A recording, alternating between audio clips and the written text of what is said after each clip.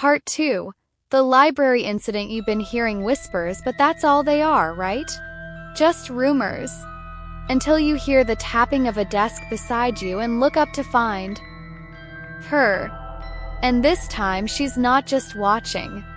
She's waiting for you. Slate, the library is almost empty. The only sound is the quiet rustling of pages and the hum of the overhead lights.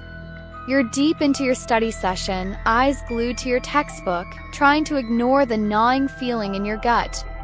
First, you think it's just paranoia, a late-night buzz, a tired mind. But then you hear it. A soft tap. A tapping sound that comes from a desk beside you. You glance up, expecting to see someone lost in their own world, but no! There she is, sitting there, staring at you. You don't know her, but she knows you.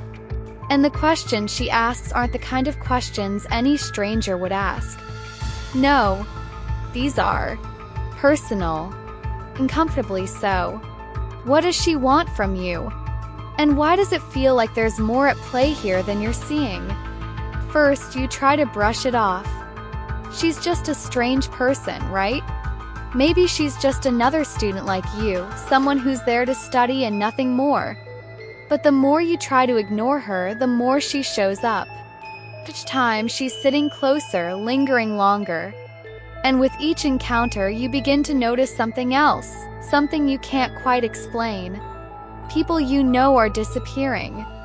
Classmates. Friends. The ones you would normally see in the library or hanging around campus, they're gone.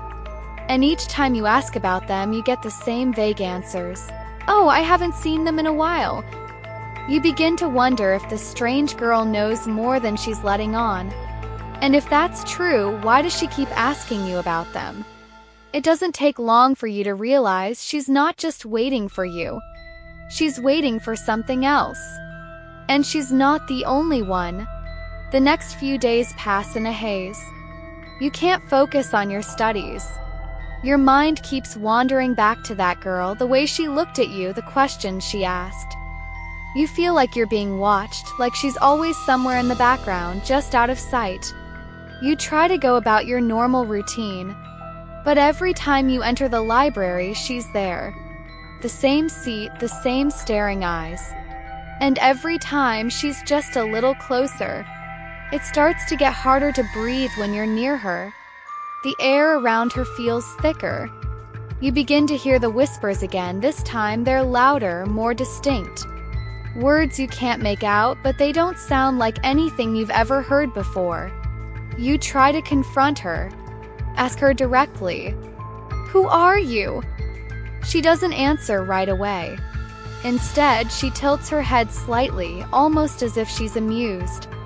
Don't you remember? She says softly. But that's the thing, you don't remember.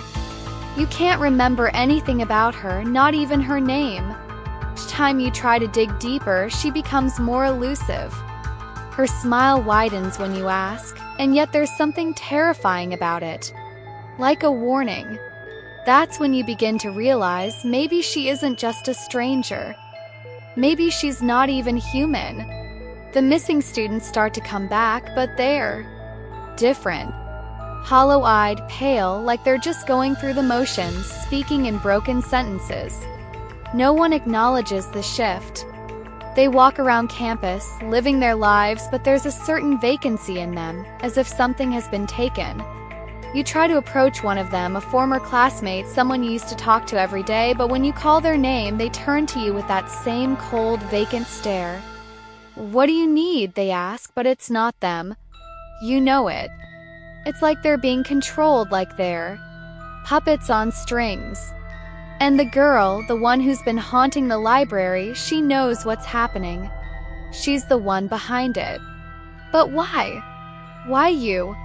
And what exactly does she want? Tension keeps building, and you can feel yourself on the edge. You can't ignore it anymore, something is wrong. You've seen the signs, felt the chills run down your spine. There's no denying it. So one night, when the library is even emptier than usual, you confront her. Who are you? You demand.